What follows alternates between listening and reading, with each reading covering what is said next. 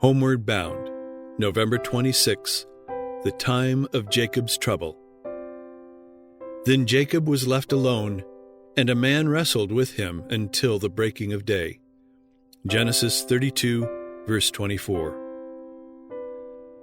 As Satan influenced Esau to march against Jacob, so he will stir up the wicked to destroy God's people in the time of trouble. And as he accused Jacob, he will urge his accusations against the people of God.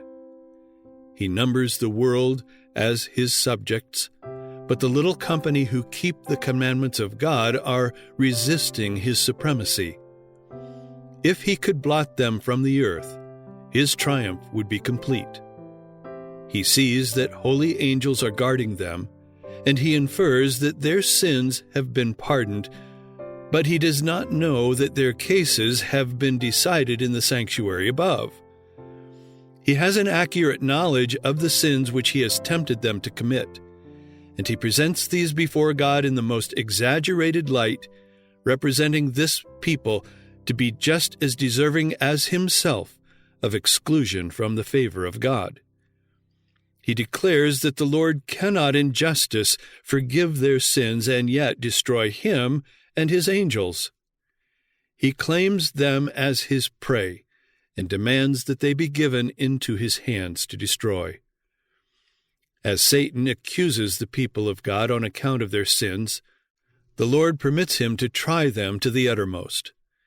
Their confidence in God, their faith and firmness will be severely tested.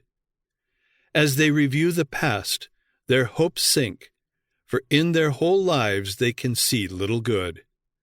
They are fully conscious of their weakness and unworthiness.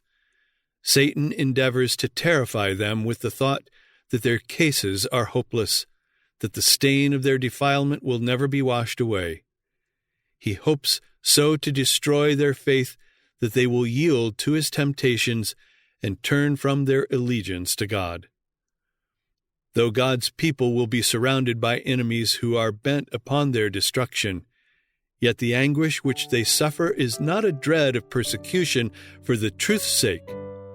They fear that every sin has not been repented of, and that through some fault in themselves they will fail to realize the fulfillment of the Savior's promise, "I will keep thee from the hour of temptation, which shall come upon all the world."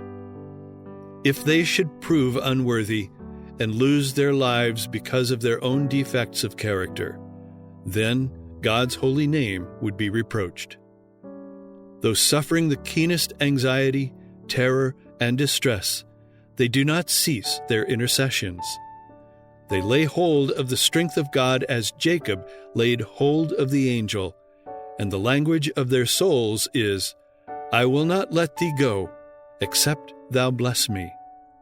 The Great Controversy, pages 618 to 620.